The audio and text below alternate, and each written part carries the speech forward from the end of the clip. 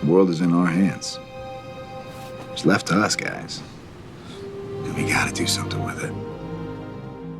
Otherwise, that what we needed was a pseudo-armor around the world. Remember that? Whether it impacted our precious freedoms or not. That's what we needed. Well, that didn't work out, did it? I said we'd lose. You said, we'll do that together too. And guess what, Cap? We lost. And you weren't there. But that's what we did, right? Our best work after the fact. What are the Avengers? We're the Avengers, not the Pre-Vengers. Okay. Right? You made your point. Just sit down, okay? No, here's my point. If you break down all three phases into Joseph Campbell's hero's journey, phase 1 is equitable to the departure, where the hero has to leave home with no intentions of returning. Home for both characters was symbolized by the media landscapes that shaped their sense of logic in life. And leaving for Steve was his sacrifice. For Tony, it was him declaring himself as Iron Man publicly. I am Iron Man. These actions are irreversible, so they have no choice but to keep walking down this new journey in life. And they also had to let the new frontier change them in order to survive. Phase 2 would be what Campbell defined as the initiation act, where the hero had to survive a series of trials to achieve their goals. For Captain America and Iron Man, this came in the form of temptations that tried to stray them away from the moral path. For Steve, he had to fight the flag he once protected and let go of his allegiance in order to maintain his grip of his own convictions. While for Tony, it came from him letting go of the Iron Man suit so he didn't need to depend on something else to give his life meaning. Consequently, the media, which was once the stage that shaped their identities, has been forsaken for a more private form of footing in life. So entering into phase 3, this is centered on the return act, which is contextualized by the characters having to handle the burden of their changed selves. And they must face the difficulty of holding on to their newfounded wisdom. As Campbell discussed, the returning hero to complete his adventure must survive the impact of the world. This is also the ending of the story where the preferred reading of the text must be anchored. So the question I want to ask is, what does the ending of Captain America and Iron Man tell us about the preferred way to view these characters thematically? So this should be a fun one.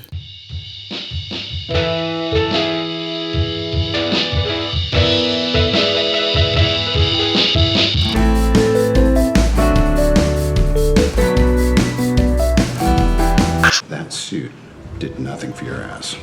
No one asked you to look, Tony. It's ridiculous. It means get lost, Squidward. He exhausts me. Where you from? Queens? Brooklyn.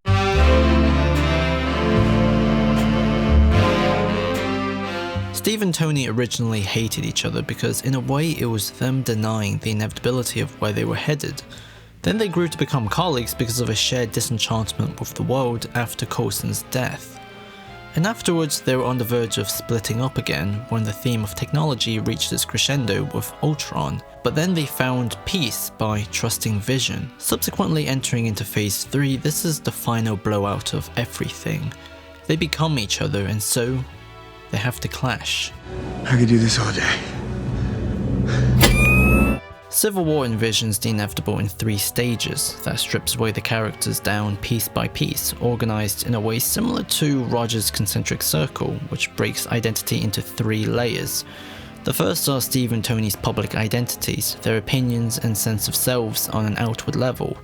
This is challenged by the Sokovian Accords. In the same way Civil War follows the aftermath of these characters' developments, sociologically it also follows the consequences of technology and modernity, specifically with the prominence of global identities. As Roland Robertson defined, globalization is the compression of the world and the intensification of consciousness of the world as a whole. Ms. Romanov. King T'Chaka, please allow me to apologize for what happened in Nigeria. Thank you. So it's fitting that Wakanda is the political trigger for social change because Steve and Tony's sense of public life is now contextualized by a new imagined community, one that is influenced by international forces and concerns. Consequently for Steve, he fights against more laws and regulations because it's the world giving into fear and losing the importance of maintaining a culture of trust, while he's also simply disenchanted with those in charge because he himself was involved from behind the scenes, and he knew how the system could be exploited. It's not S.H.I.E.L.D., it's not Hydra. No, but it's run by people with agendas, and agendas change. That's good. That's why I'm here. When I realized what my weapons were capable of in the wrong hands, I shut it down, stopped manufacturing. Tony, you chose to do that. If we sign this, we surrender our right to choose. What if this panel sends us somewhere we don't think we should go? What if there's somewhere we need to go and they don't let us? We may not be perfect, but the safest hands are still our own. While for Tony, he's someone who's lived with fear for most of his life, and he only discovered harmony through his connection with a new community, so he's totally willing to compromise. Everything pivots back to the purpose, to the community versus choice of the individual argument. We need to be put in check. Whatever form that takes, I'm game. If we can't accept limitations, we're boundaryless, we're no better than the bad guys. But now the sides have been swapped, which is what makes Civil War so functionally consistent with the underpinning ideas associated with the other Captain America and Iron Man films. The second stage are their responses to pressure on their private identities. Peggy dies and everyone is trying to hurt Bucky, from Black Panther to the official authorities, so Steve is willing to abandon everything for his friend. He is the last piece that holds a sense of continuity together. Therefore, Cap is actually now motivated by self-preservation. It doesn't matter if the whole world disagrees with him, he can't ever lie to himself and do what he fundamentally believes is wrong, which is giving into fear and abandoning his family. Steve is desperate to make sure that his life still has meaning for himself. You called her Doc. She's gotta be 100 years old right now. So are we, pal. But in contrast, Tony cares more about everyone else now. His introduction is him giving every young dreamer funding for their projects. He's deeply emotionally impacted by the death of Miriam's son, and a huge chunk of his screen time in the second act is dedicated to him fathering Peter Parker, similar to his relationship with Harley. Tony's character is all about trying to make sure his life has meaning to others. A scene that articulates this collision is when Steve almost signs the Accords, but doesn't. I'd follow a motion to have you and Wanda reinstated. Wanda, what about Wanda? She's fine. She's confined to the compound currently. Vision's keeping her company. Oh, God, Tony, every time I think Well, you it's see 100 things the right acres way. with a lap pool. It's got a screening room. There's worse ways to protect people. Protection. It's internment, She's Tony. not a U.S. citizen, and they Oh, don't come grant on, visas Tony. to weapons of mass destruction. She's a kid. Give me a break! This is a crucial moment that encapsulates their differences. How they see others is deeply tied to the way they see themselves. Tony sees himself as a member of a community first, and Steve sees himself as a set of responsibilities and rights first. The final component is their memory of home, which gives meaning to their core identities in the present. He used to wear newspapers and shit. Can't read that in the museum. Just like that, we're supposed to be cool? This is a conflict shaped by Bucky's friendship and Tony's parents. These relationships are their foundations made completely naked. Being a son and being a friend are the continuities that their narratives are built on. Steve's sense of logic is founded on trust in friendship, Pick on somebody your own size. trust of the flag, To the captain. and trust with his own personal beliefs. This is my choice. Conversely, Tony is centered on the theme of inheritance. What do you remember about your dad, huh? He was cold. He was calculating. He never told me he loved me. He never even told me he liked me. So it's a little tough for me to digest when you're telling me he said the whole future was riding on me and he's passing it down. I don't get that. But now he wants to make sure other people can inherit something positive from him. And this is where the final exchange, He's my friend. So was I. is the turning point for both men. Steve's fight with Tony and the shield drop is the final separation between Steve and the community. He wore the costume and held the shield originally because that's what other people loved about him. It gave comfort to a country afraid during a time of war, and it gave soldiers something to applaud to in harsh times. Let's hear it for Captain America! But the country and his fellow soldiers now want to own his identity and thus control him. So screw it. Being Steve Rogers is good enough. So, yeah, there he goes. Steve now values himself to fight for his own love. And in doing so, Steve stands up the same way he did in the alleyway fight, and now, just like before, he draws his own lines. While Tony's heartbreak comes from his friend picking someone else over him, he cared about Steve enough to hold a high amount of value in their connection. So saying it's over is a personal declaration of not wanting to be alone, which is made even more poignant when we linger on him simply lying there. If this was young Tony, he probably would have cracked a joke, like how he just ignores Ivan Vanko's emotional comments. Where will you be watching the world consume me from? That's right. A prison cell. I'll send you a bar cell. But he doesn't. Steve is Tony and Tony is Steve now. There's a possibility of healing, but it's also narrowed by the fact that they're also innately incompatible again. If Age of Ultron served as an ending to the theme of technology, then to an extent Civil War serves as an ending to the theme of identity, because it's a blowout of both characters' developments. Who they were, who they are, and who they can be is shaped by this final moment, where a man who's grown enough of a heart has it broken, and a man who's always getting more and more estranged because of him putting others first, finally commits to his own life. By discovering their directions in the new frontier, they haven't adequately found themselves a new home. It's the equivalent of two ships heading towards opposite directions, scraping into each other, and then afterwards still not knowing where to dock. Tony ends up in a compound now, but nothing is the same. And Steve spends time with Bucky, but he has to be frozen again. Neither characters get rewarded for their convictions. Instead, they're left only with their new identities, pondering with it. On one hand, it's a cathartic explosion because this is the crescendo of everything, but it's also a scathing critique of both men because underneath their humble journeys was a sense of hubris boiling up. And this preoccupation of their own personal values over their connections with each other is caused by a breakdown of communication. Something that isn't necessarily right or wrong, but innate. In the same way Zemo and Black Panther couldn't help but feel hatred, vengeance, and grief for what happened to their family members, the resulting aftermath between Steve and Tony is something deeply unavoidable.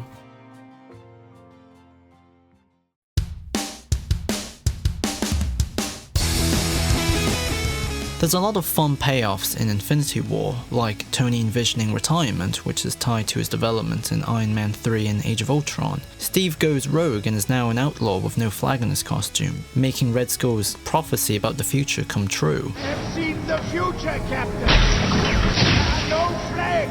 And other characters are now used to reflect how much they've changed. Doctor Strange is who Tony was, an arrogant dude who puts his own ownership and ego over the presence of others. At the same time, Vision is who Steve was when he was willing to sacrifice himself, even if it meant breaking the heart of the person he loved. Thanos threatens half the universe. One life cannot stand in the way of defeating him. But it should. We don't trade lives, Vision. Captain, 70 years ago, you laid down your life to save how many millions of people? Tell me, why is this any different? And it's really, really interesting seeing how both characters are challenged by their old beliefs, because it directly opposes their present perspectives. But Infinity War is more about Thanos than either characters. This is a story about a man making a promise to himself and doing it, but in the same way that Ultron was a big payoff to the themes of technology and fear from both characters, Thanos is more or less a big mirror that examines Captain America and Iron Man's legacies. His speech expositing his backstory is detailed to match Steve's thematic significance as a monument of a bygone past, destroyed and made irrelevant by the cruel indifference of time. Congratulations, you're a prophet. I'm a survivor. While like Tony, he tried his very best to safeguard and prevent the inevitable, but was staggered by everyone else who simply couldn't see things the way he did. They called me a madman. And what I predicted came to pass. Stark. You know me? I do. You're not the only one cursed with knowledge. But unlike both men, he allowed fear to consume him. Thanos is who both characters could have been if they hadn't reconciled with their fears during Phase 2, because his willingness to sacrifice, to lead, to think the undesirable, and to fight armies were the trials that Captain America and Iron Man had to deal with themselves. The hardest choices require the strongest wills. But Captain America solved his anxieties by trusting Vision, because here's a piece of technology that wasn't a weapon or a surveillance system involved with the ideology of fear. He was a mechanical man with the prospect to love and bring hope to the world, and the fact that he was powered by an Infinity Stone like Hydra's weapons gave Steve enough confidence to even joke about this. But if you put the hammer in an elevator, It would still go up. elevator's not worthy. At the same time, Vision fulfilled Tony's hope to put something good in the world, an invention that could help protect the community. Therefore, it's thematically fitting that Thanos has to kill Vision to get the Mind Stone. Fear has to kill Hope in order to win, and upon doing so, Bucky and Peter Parker dies, who both acted as anchors that made everything worth it for both characters. Infinity War is a celebration of these characters by reflecting on who they've become, in the limits of their new selves. Regardless of being divided by opinions and being across the stars, they both fight to their very last breaths against the embodiment of fear and distrust, because it's the same sort of trial they've encountered before, only this time it's given a face. By losing, we see that the law lives inside them with their unreserved consent.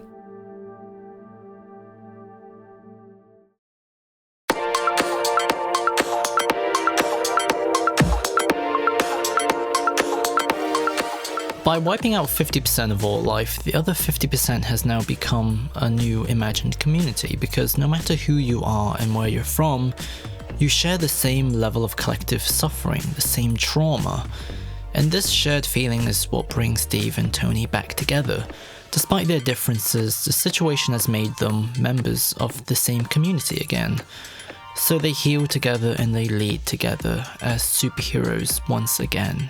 Steve isn't really emotionally harmed from the snap. He lost Bucky, but he developed such a tough resilience from the events of his trilogy that he ends up looking after others instead, because everyone now feels how he felt when he woke up. So he does for them what helped him personally, a glass half full sort of demeanor. Things aren't so bad. Food's a lot better. We used to boil everything. No polio's good. Internet, so helpful. You know, if you're about to tell me to look on the bright side, I'm about to hit you in the head with a peanut butter sandwich.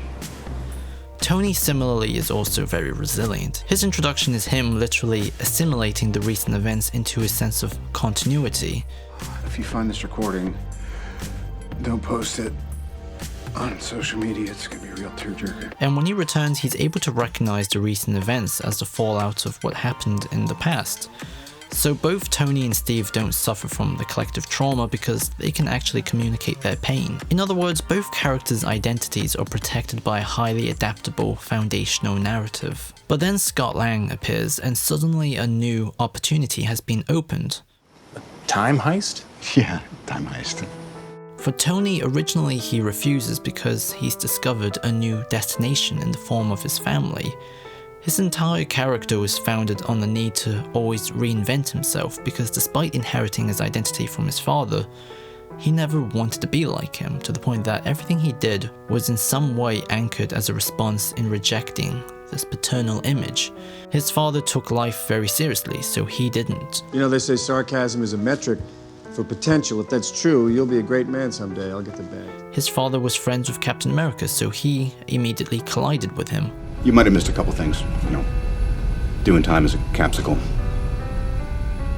His father died before he could retire, so the prospect of settling with Pepper seemed alright immediately. And more importantly, Howard was a lousy father in Tony's eyes, so given the opportunity to act as a paternal figure for someone else, he immediately knew what to improve upon. He jumped at the opportunity to an extent. Nice work in DC. Okay. My dad never really gave me a lot of support, and I'm just trying to break the cycle of shame. Cut me off when I'm complimenting you. So now that he definitely knows he's not like his father because he is a father himself, he's not going to risk it, obviously. And this feeling is concentrated in his need to protect Morgan's existence. This is a second chance. I got my second chance right here, Cap. But in the end, Tony is a man of the community first now. He can't help but to risk his own personal happiness for everyone else because he's turned into an altruist. Something tells me I should put it in a lockbox and drop it to the bottom of the lake. Go to bed.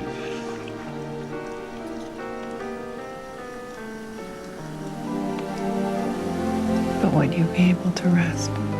Conversely for Steve, he's not really sacrificing nor risking anything because his family in the form of Bucky and Peggy are already dead. So it's not as vital in the same way as it is for Nat, Clint and Scott. He just wants to help because it's in his self-interest to be responsible, to live with purpose, which is a nice kind of motivational switcheroo from Avengers 1. You're not the guy to make the sacrifice play, to lay down on a wire and let the other guy crawl over you. I think I would just cut the wire. The time machine itself is also a fun, neat payoff from the technology themes from before, because it's further vindication from the lessons learned. Vision represented humanity's ability to build something good out of intent of trust as opposed to fear, and now Steve pushes Tony to build a portal to hope. As Campbell described, this is the master of the two worlds stage, where the individual through prolonged psychological discipline gives up completely all attachment to his personal limitations, idiosyncrasies, hopes and fears. I think this is like the freaking 5th time I'm using this goddamn quote, Jesus. The two worlds of technology and fear are reconciled by a firm grip with hope and pragmatic confidence. Not only have the characters changed internally, but they also have changed the way they relate with the world they inhabit. You trust me? I do. But this is also a place of drama too, because when the characters time travel backwards, they are forced to momentarily reinvent themselves by the exposure to new connections with the past, new meanings. Steve goes from being fed up and impatient with his past self, I can do this all day. yeah, I know, to being shattered by the mere presence of seeing Peggy again in all her glory. Tony sees his father, and by simply interacting with the man, he realizes how much he misses him. He also discovers he's just like him, but there's nothing wrong with that. No amount of money ever bought a second of time.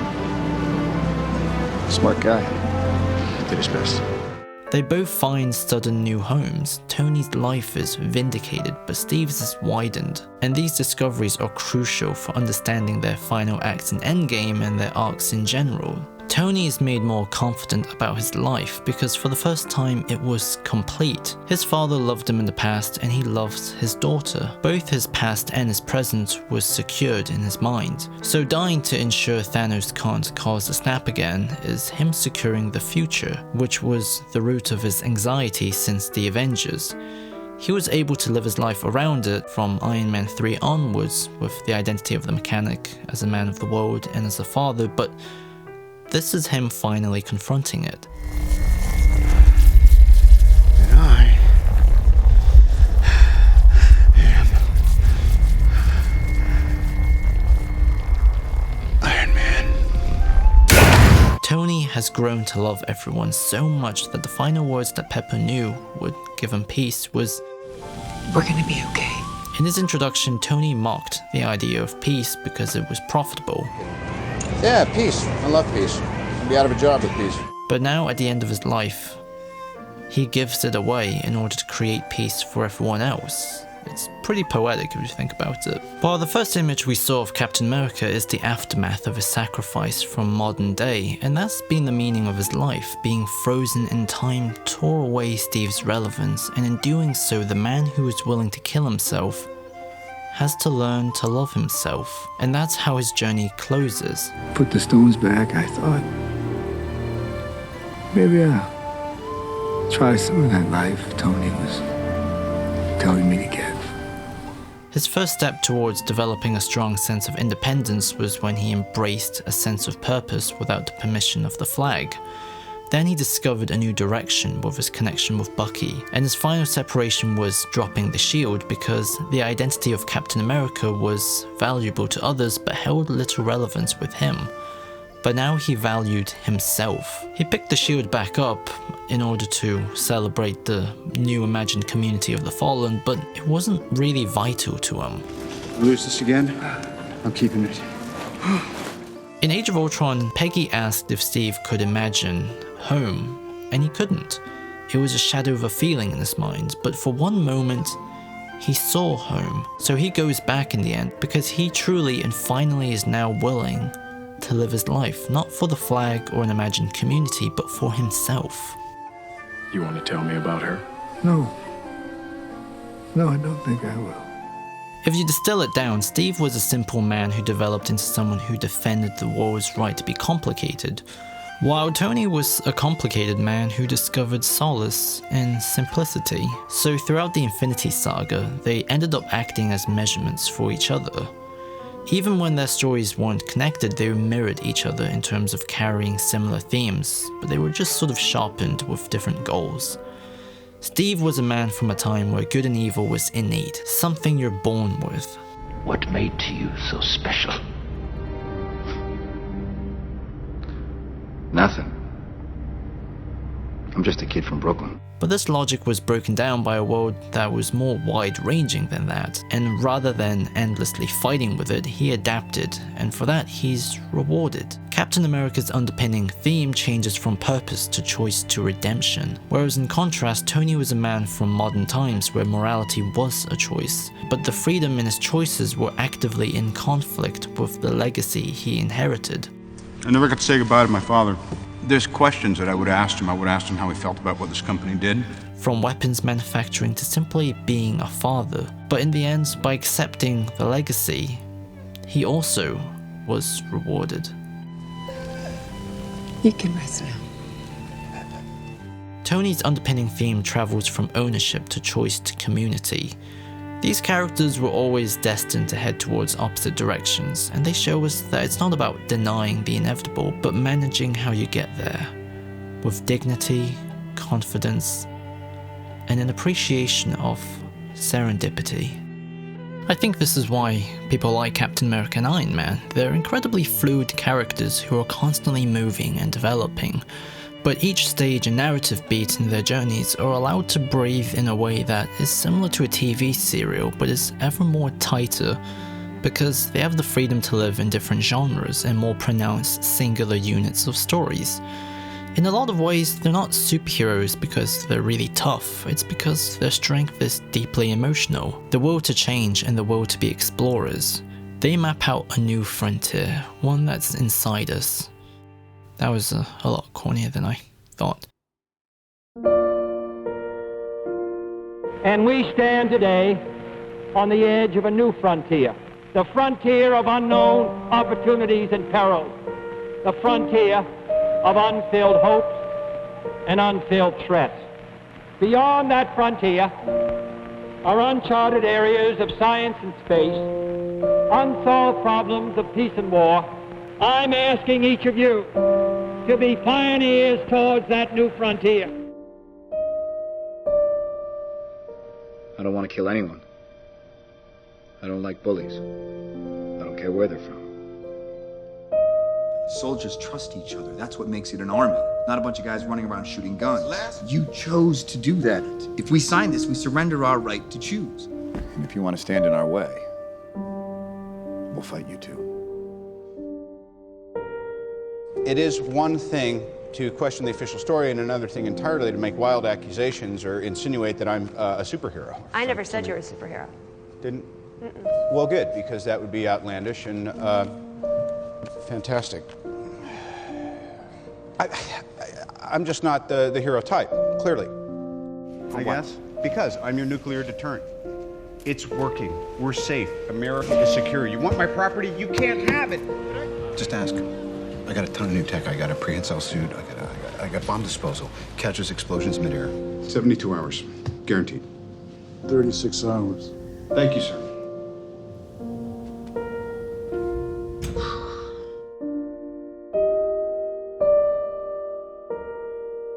It's gonna be a lot of manful tears. I will miss you, Tony. Yeah?